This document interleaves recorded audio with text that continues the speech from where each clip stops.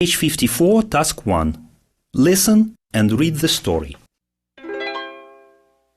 The Devoted Friend, adapted from The Devoted Friend by Oscar Wilde. Once upon a time, said a linnet, there was an honest fellow named Hans. Was he famous? Asked a water rat. No, answered the linnet.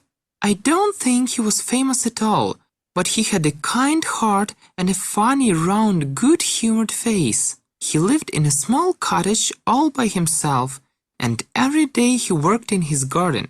In all the countryside there was no garden so lovely as his.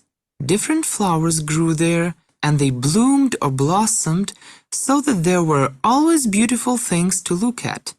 Hans had many friends, but the most devoted friend of all was Big Hugh the miller.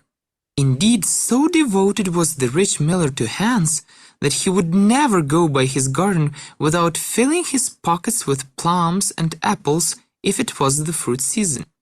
Real friends should have everything in common, the miller used to say, and little Hans nodded and smiled, and felt very proud of having a friend with such noble ideas. Sometimes, indeed, the neighbors thought it was strange that the rich miller never gave little Hans anything in return, though he had 100 sacks of flour in his mill and 6 cows and many sheep.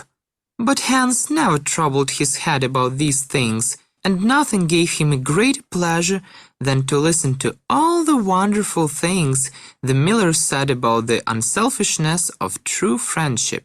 So little Hans worked away in his garden.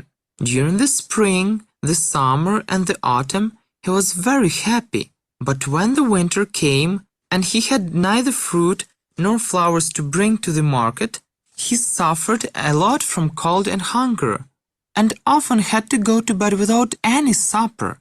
In winter he was very lonely, as the miller never came to see him.